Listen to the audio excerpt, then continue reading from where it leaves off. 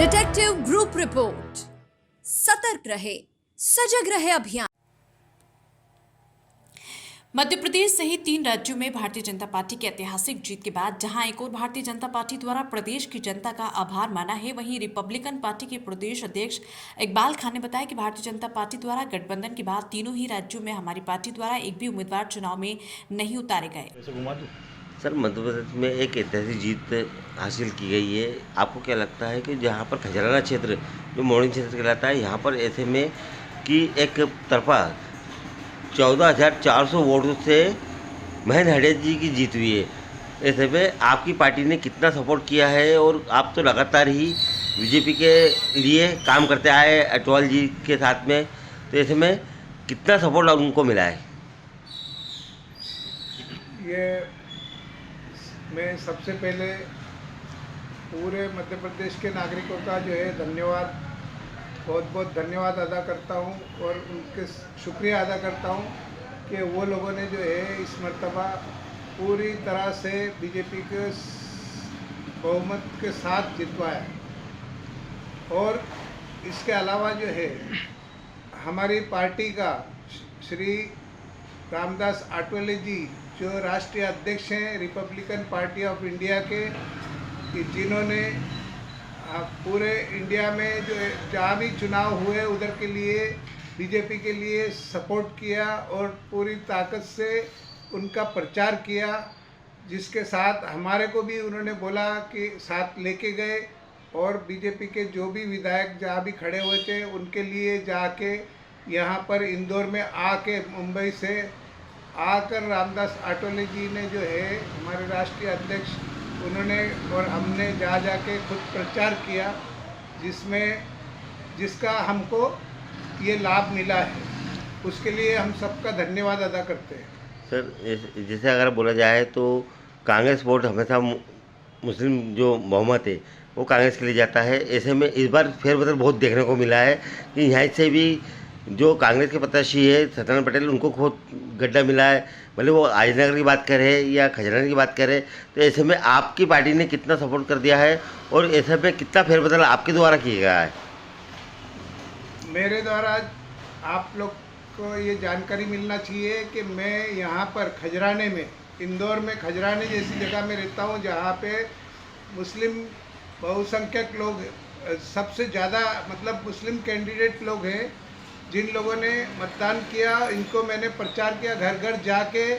मेरे साथ वाले लोग ने, हमारे पार्टी के लोगों ने, हमारे सदस्य लोग हैं जो मुस्लिम कैंडिडेट जो साथ में हमारे सदस्य हैं, समाज के लोग हैं, सबको हम लोगों ने हाथ जोड़ के निवेदन किया और समझाया कि हमें इस मर्तबा बीजेपी को ही वोट देना है, जिसका रिजल्ट आज आप देख सकते हैं कि हमारे आदरणीय बाबा जिनका महेंद्र हांडिया जी 5 नंबर वार्ड से, आप देखें इस मर्तबा कि हमारे वार्ड से उनको कितनी संख्या में मुस्लिम लोगों ने वोट दिया है। ये पहली बार जो है बीजेपी को इतना वोट दिया है मुस्लिम समाज के लोगों ने, जिसमें हमारा बहुत बहुत मेहनत रही है और हमको समझाना पड़ा घर घर जाके, उनके दिमाग को माइंड वॉश करना पड़ा। आगामी विधानसभा चुनाव के बाद में अब लोकसभा चुनाव होने वाले, ऐसे में किस प्रकार की आप लोगों की तैयारी रहेगी और कितना मोहब्बत आपको लगता है कि अब यहाँ पर नया कैंडिडेट आएगा और ऐसे में क्या आपकी पार्टी कितना सहयोग करेगी? ये तो अब विधानसभा के सीएम बनने के बाद में और पार्टी जो भी कुछ कर रही है, इससे पहले भी जो शिवराज सिंह चौहान जी जो काम कर रहे थे और महेंद्र हांडिया जी ने यहाँ पर जो कॉलोनी के जो है वो फ्री करवाए, 101 कॉलोनी जो है सीएम साहब ने जो है वैध करी है अवैध कॉलोनी को, और महेंद्र हांडिया जी ने जो है इधर पानी की समस्या दूर करी है, 9 टंकियां बनवाई, इधर मुस्लिम एरिया में भी 2 टंकियां बनवाई हैं। ये बहुत बड़े काम किए हैं जिससे महेंद्र हांडिया जी से खुश भी हैं लोग। और अब आगे जो होने जाएगा, जो आप देख रहे हैं 24 के चुनाव में, ये और जो भी हालचाल जो हिंदू मुसलमान मामला, अब अगर पार्टी समझाती है, लोगों का माइंड वॉश कर देती है, कोई भी ऐसी बात नहीं करे, तो 100% मुस्लिम समाज के भी वोट बीजेपी को मिलेंगे, जरूर मिलेंगे। जिस प्रकार से देखा जाता है कि जातिवाद इस बार ज़्यादा महत्व रखा है, हिंदूवादी ज़्यादा रखा है, लेकिन आप मुस्लिम समाज से भी है, लेकिन आप पार्टी से हटकर हमेशा बीजेपी का सपोर्ट करते हैं। तो ऐसे में कितना सपोर्ट बीजेपी को मिला है? ये चीज़ तो आप पूछ सकते हैं, जहाँ जहाँ वार्ड में हम गए हैं और जो लोगों के हमने 3 नंबर में भी गए, 1 नंबर में भी गए और यहाँ पे 5 नंबर के लिए भी बहुत काम किया है। और जहाँ जहाँ बीजेपी के कैंडिडेट हैं उन जगह पे वो लोग के उन विधायकों को भी पूछो कि मुस्लिम समाज के वोट उनको मिले हैं, उससे उनके साथ जाके हमने क्या करा है। मैं अपने मुंह से बोलूँगा तो अच्छा नहीं लगेगा। ये तो पूरा मध्य प्रदेश का शहर जानता है मेरे को कि Mohammad Iqbal Khan Republican Party of India के जो अल्पसंख्यक प्रकोष्ठ के प्रदेश अध्यक्ष हैं, इन्होंने आज तक जब से रामदास आठवले जी से जुड़े हैं पॉलिटिक्स में, तब से क्या क्या काम करे हैं और क्या क्या करता हूँ मैं हमेशा। बीजेपी की सरकार रहती है, उनकी तरफ से बीजेपी वाले भी मेरे को सपोर्ट करते हैं, ऑफिस में भी सपोर्ट करते हैं, नगर निगम में सपोर्ट करते हैं, कलेक्टर ऑफिस में जाता हूँ मुझे सपोर्ट करते हैं, पुलिस प्रशासन भी मेरे को सपोर्ट करती है। मैं उन सब का धन्यवाद अदा करता हूँ कि मुझे एक तरह से अपने आप में ऐसा लगता है कि रामदास आठवले जी जब नहीं होते तो मैं ही एक वन मैन आर्मी बन के काम करता हूँ और वो मेरे काम होते हैं, कहीं भी रुकता नहीं है। क्या बीजेपी से किस प्रकार की मांग करना चाहेंगे कि जिस प्रकार से आपकी पार्टी ने पूरा सहयोग करा है, सब कुछ करा है, तो आपके उम्मीदवार जिनने पूरी मेहनत करी, सब कुछ करा है, तो उनको जिम्मेदारी किस प्रकार की मिलेगी? अब जो हमारे को भोपाल में शिवराज चौहान जी ने जो प्रॉमिस किया था आठवले जी के साथ में कि अब उनकी सरकार बनेगी तो हमारे कम से कम 5-6 कैंडिडेटों को जो है वो कोई ना कोई पोस्ट देंगे, वो हमारे को पद देंगे कोई ना कोई, ऐसा बीजेपी ने प्रॉमिस किया है। जिसमें शिवराज सिंह चौहान जी और रामदास आठवले जी भोपाल में एक जगह पे हम लोग की मीटिंग हुई थी अभी चुनाव से पहले, उस वक्त उनका ये वादा था और इसी वजह से हमने हमारा कोई भी candidate Republican Party of India का मध्य प्रदेश में एक भी सीट के ऊपर खड़ा नहीं करा। पिछले टाइम खड़ा करा था हमने, फिर वापस ले लिया था। पूरे मध्य प्रदेश के अलावा अगर हम बात करें तो मध्य प्रदेश के अलावा अगर छत्तीसगढ़ की बात करें, राजस्थान की बात करें, सिर्फ तेलंगाना को छोड़कर, तो यहाँ पर एक ऐतिहासिक जीत हुई है। तो इसके बाद में अगला जो रूप होगा विधानसभा का, लोकसभा का, तो उसमें क्या उम्मीदवार उठाने की आपके उम्मीदवार रहेंगे? ये इस चीज़ का फैसला तो हमारे पार्टी के जो अध्यक्ष, जो भी पदाधिकारी हैं बड़े, मतलब इस बार के जैसे जिस प्रकार से जो चुनाव अपन देखने को आ रहे हैं कि लाडली बहना का भी नाम आ रहा है ना, शिवराज सिंह चौहान का चेहरा हटाकर इस बार नेताओं के पर ही जिम्मेदारी डाल दी है कि आप अपने स्तर से आप चुनाव लड़े और अपने स्तर से करें। और ऐसे में कई बीजेपी के जो कद्दावर नेता है, नरोत्तम मिश्रा हो या तोमर साहब हो, वो हार चुके हैं।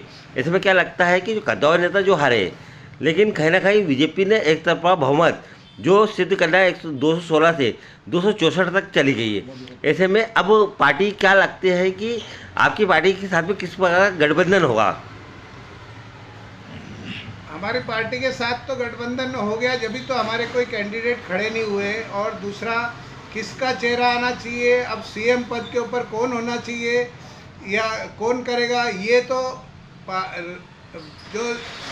जो केंद्र में जो मंत्री हैं, जो केंद्र में जो अधिकारी लोग हैं, पीएम साहब हैं, नरेंद्र मोदी जी हैं, और इसके अलावा मैं अपनी तरफ से किसी का नाम देने से बेहतर है मैं कोई नाम पेश करूं, इससे अच्छा है कि हमारी पार्टी के जो केंद्र मंत्री हैं रामदास आठवले, जो राष्ट्रीय अध्यक्ष हैं, वो जो सलाह देंगे हम उनसे सलाह करने के बाद ही मैं ये बात बोल सकता हूँ। मैं अपने मुंह से ऐसा कुछ बताना नहीं चाहता हूँ। पूरे मध्य प्रदेश में और देश में अब विधानसभा चुनाव होने वाले हैं, लोकसभा चुनाव होने वाले हैं। ऐसे में क्या आपकी पार्टी भी चाहेगी कि 1 या 2 या 5 संसद हमारे क्षेत्र में हमारी पार्टी के या मुस्लिम समाज के या कहीं अन्य समाज के जो आपसे जुड़े हुए हैं उनको मिलना चाहिए? तो ऐसे में क्या आप डिमांड रखेंगे? हाँ, रखेंगे, क्यों नहीं है। हमारी तो पार्टी खड़ी होती है, लेकिन अगर हम एनडीए पार्टी से जुड़े हैं, अगर ऊपर से आदेश जो आएगा उसको फॉलो करेंगे। जैसे इस मरतबा हमारा विधायक कोई भी नहीं खड़ा हुआ, कहीं से भी किसी भी सीट से नहीं हुआ। इसी तरह से पिछले टाइम जो है खड़े हुए थे, लोकसभा के लिए भी मैं ही प्रभारी था लोकसभा चुनाव का, और विधानसभा का भी मैं ही प्रभारी था इससे पहले वाले में भी। इस मरतबा भी जो है आप कोई पार्टी से खड़ा ही नहीं हुआ। तो हमारे जो भी राष्ट्रीय अध्यक्ष हैं, हमारे जो अध्यक्ष महोदय हैं, श्री रामदास आठवले जी वही अगर हमको जो आदेश करेंगे, जब उस वक्त देखेंगे कि क्या होता है क्या नहीं होता है, वो जो बोलेंगे वैसा ही होएगा। जैसे रामजी जी अटौली जी जिस प्रकार से लगातार महाराष्ट्र की राजनीति करते हैं, मध्य प्रदेश में किस प्रकार की राजनीति आप देखते हैं और आपको सबसे बड़ी जिम्मेदारी दी गई है? जी, मैं उसका धन्यवाद अदा करता हूँ कि उन्होंने मुझे सबसे बड़ी जिम्मेदारी दी है। मैं उसको और भी अच्छी तरह से अर्थ करते हो कि अच्छी तरह निभाऊं और मान सम्मान उनका पार्टी का बढ़ाऊं, पार्टी के लोगों को साथ लेके चलूं, पार्टी के कार्यकर्मी सदस्य लोग मेरा मान सम्मान करते हैं, मेरे को पूछते समझते हैं, इज्जत देते हैं, तो मैं हूँ, नहीं तो मेरी भी कोई ऐसे कुछ नहीं है। लेकिन इसके अलावा भी जो है मैं कुछ इस मामले में बोलना नहीं चाहता हूँ। जो वो निर्णय लेंगे वो अभी खाली आप जैसा बोल रहे हैं कि सिर्फ महाराष्ट्र के नहीं, वो महाराष्ट्र के ही नहीं है, ऑल इंडिया के चीफ मिनिस्टर है, वो है केंद्र मंत्री हैं, सामाजिक न्याय मंत्रालय में जो है वो मंत्री हैं और सबको मालूम है ये बात। ऐसा कुछ नहीं है, वो हर जगह में बराबर का काम करते हैं, बराबर कैसी भी तबीयत खराब हो, कुछ भी हो, बारिश हो, ठंडी हो, गर्मी हो, कुछ भी हो, हमेशा टाइम पे पहुंच जाते हैं, आते हैं बिल्कुल। अभी कम से कम 5-6 बार इंदौर आ चुके हैं वो।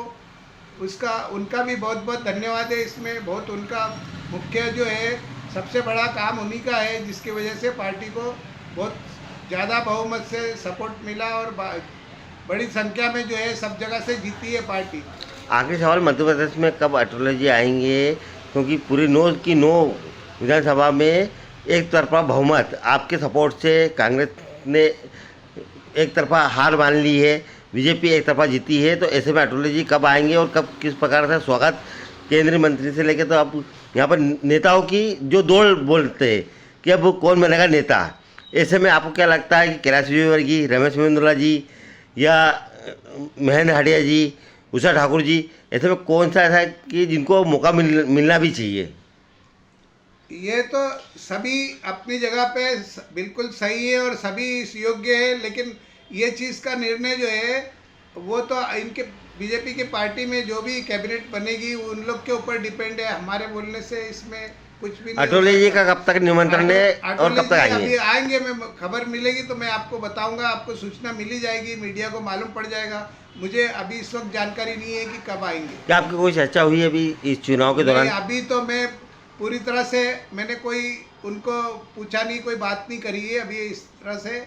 कल कुछ ना कुछ बात होगी फिर हम बताएंगे। आपका नाम और पद? मैं Mohammad Iqbal Khan, Republican Party of India का अल्पसंख्यक प्रकोष्ठ का प्रदेश अध्यक्ष हूँ और हमेशा एनडीए पार्टी को सपोर्ट करता हूँ, बीजेपी के साथ जुड़ा हूँ।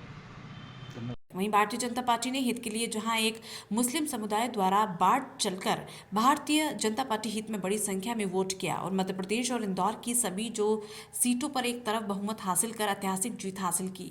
वहीं भारतीय जनता पार्टी के राष्ट्रीय महासचिव कैलाश विजयवर्गीय ने मीडिया से चर्चा करते हुए बताया कि ये चुनाव जनता और मोदी इफेक्ट चुनाव था, जिसमें जनता ने एक अच्छी सरकार और शहर और देश का विकास हो सके ऐसी सरकार जनता ने चुनी। ये थी हमारी खबर और आइए सतर्क रहे सजग रहे अभियान को जन गण मन तक प्रसारित और पल्लवित करने वाली हमारी संवाद और सहयोग की पत्रकारिता से जुड़िए। Detective group report news channel को लाइक, शेयर और सब्सक्राइब कीजिए।